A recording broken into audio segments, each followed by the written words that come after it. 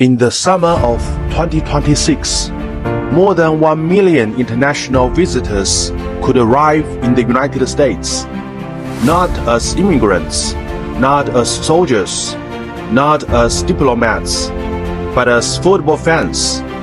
And America may not be fully ready for them, not because the stadiums are not ready. They will be. The cameras will be ready. The sponsors will be ready. The broadcast will look spectacular. The real question is different. Is America ready for the world? Because the World Cup is not just a football tournament. It is a migration event, a tourism event, a security event, a transportation event, a cultural event, and above all, a mirror. It will show the world what America looks like when millions of visitors from all around the world arrive, move through these cities, and experience these airports, hotels, police, transport system, and public spaces. This is not only a video about football, it is a video about America and the most fascinating stress test the country has faced in years. Let's start with one person, a Colombian fan named Camila. She saves money for 2 years. She applies for a US visa and waits months for an appointment. She finally gets approved.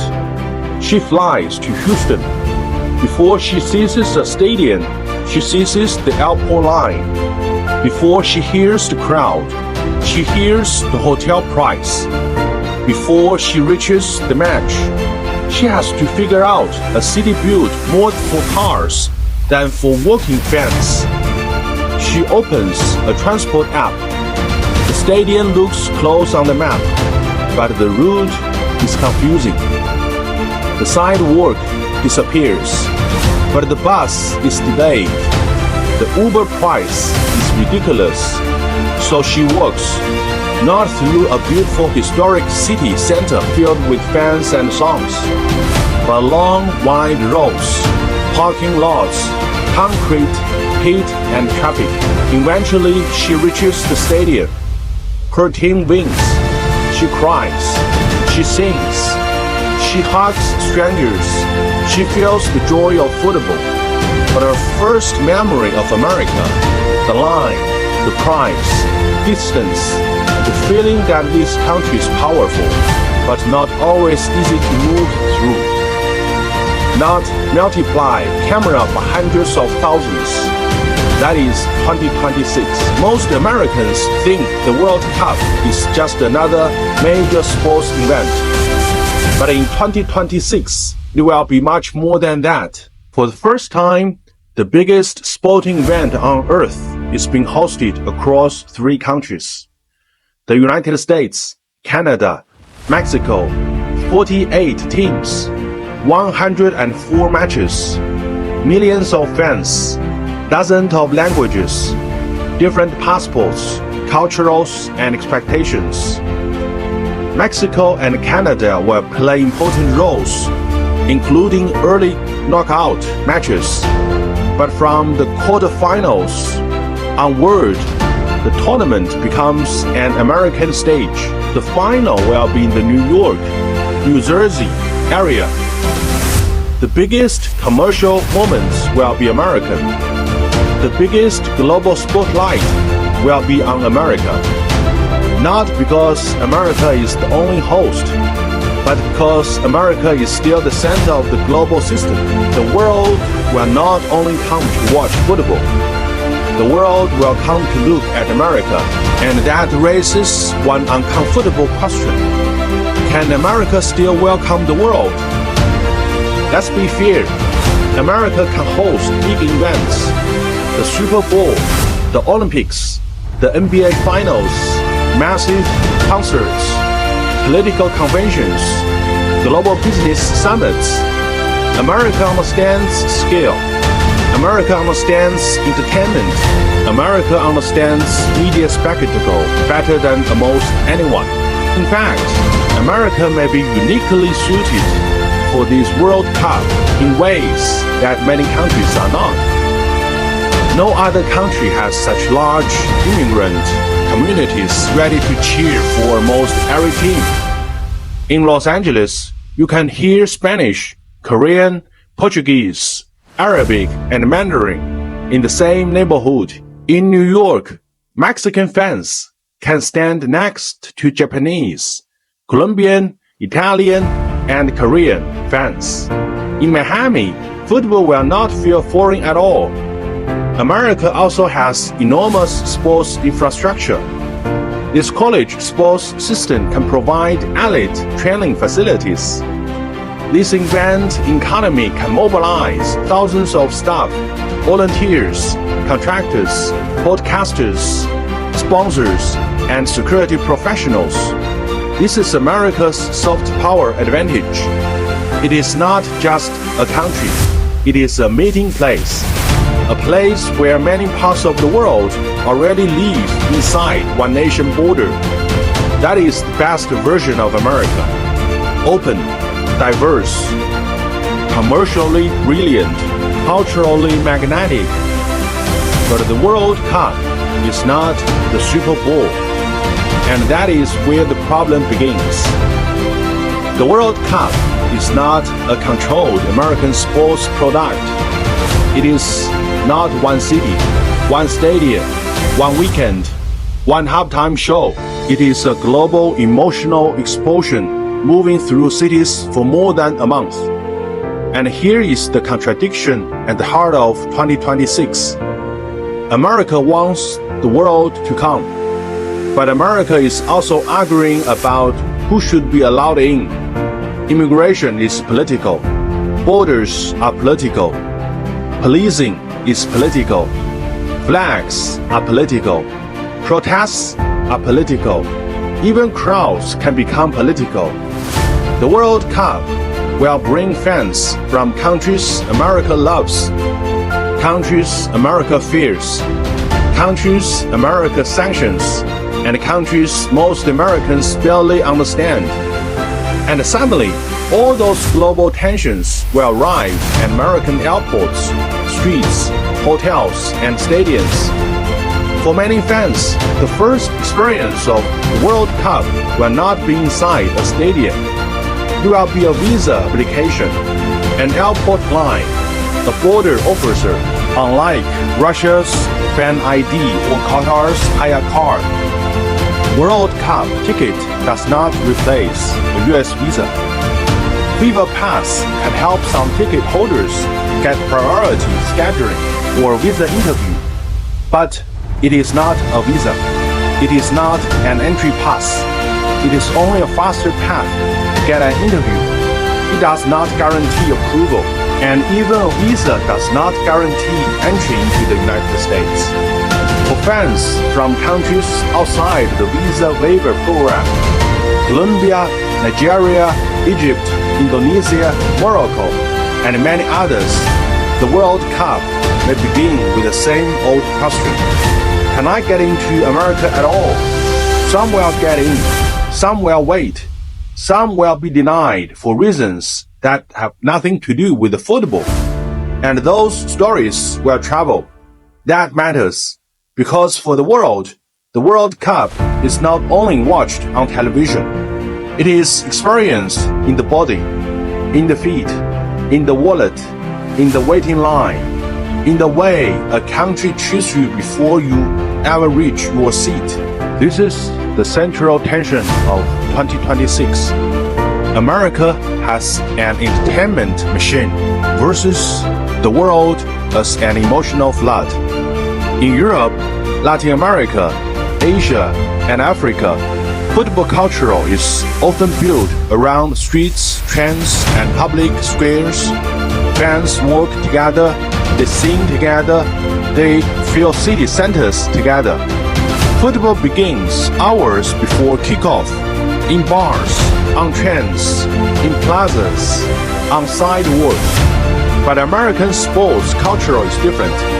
It is built around cars, highways, parking lots, private stadiums, expensive tickets, controlled entertainment zones.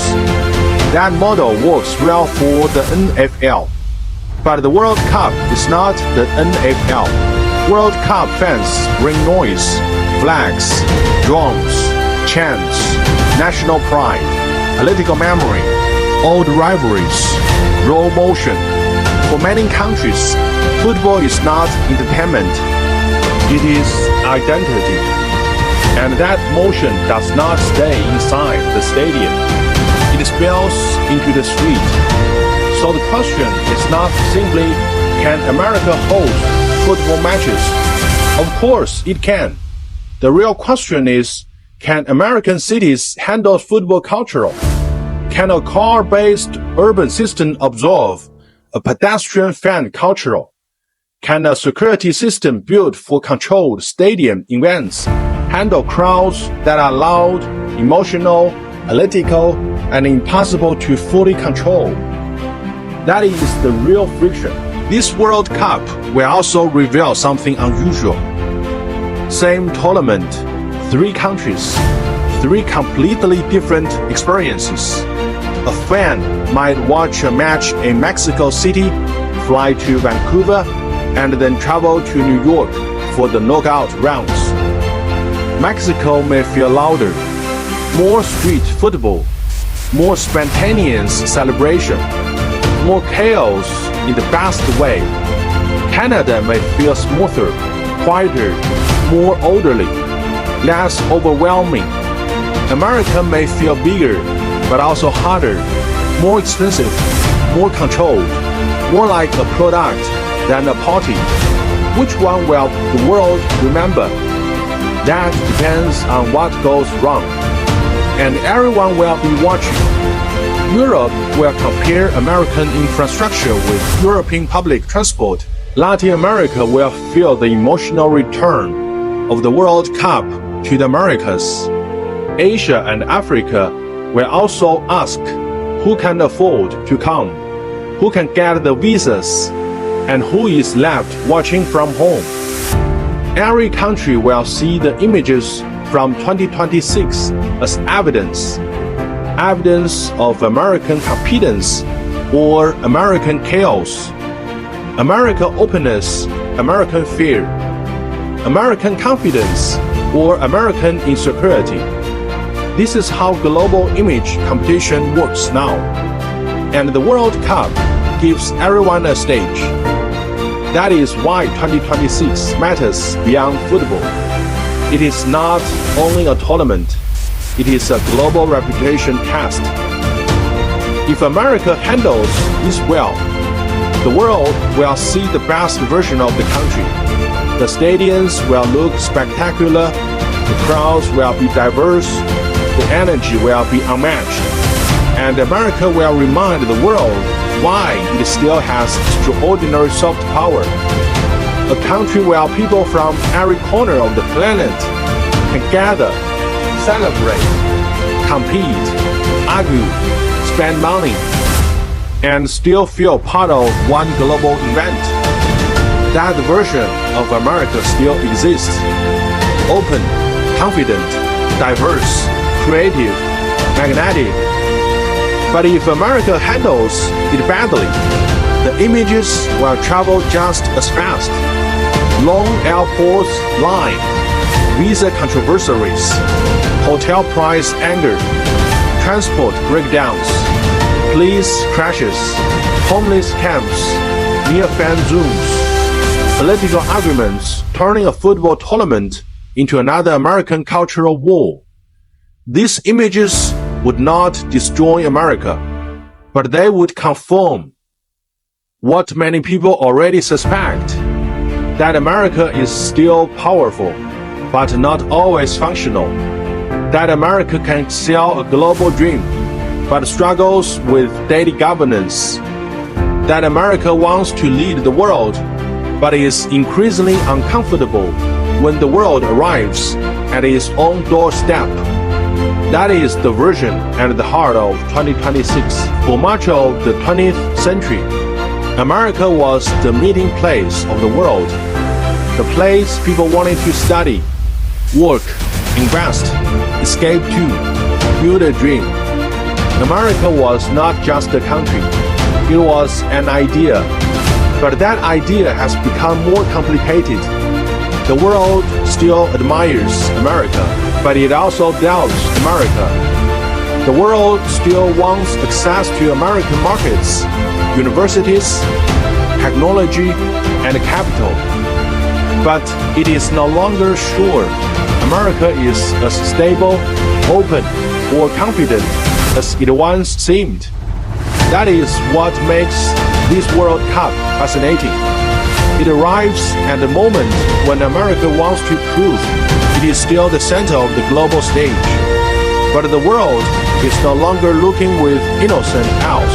The 2026 World Cup is not just a tournament. It is a stress test. A stress test of American cities. A test of American openness. A stress test of American infrastructure. A stress test of American confidence.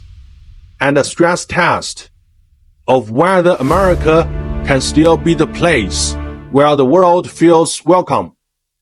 The ball will be on the pitch, but the real story will be around the stadium, in airports, hotels, subways, highways, border checkpoints, fan zones, public squares, police lines, social media clips. That is where the world will decide what kind of America it sees. Confident, chaotic, welcoming, divided? Maybe the answer is all of them, because that is America today. Still powerful, still attractive, still creative, still chaotic, still divided, still impossible to ignore. So when the World Cup comes to America, the most interesting question is not who will win. It is this: what will the world see when it finally arrives? And what will America see when the world looks back? One tournament, millions of visitors, one giant mirror. Let's see what it reflects.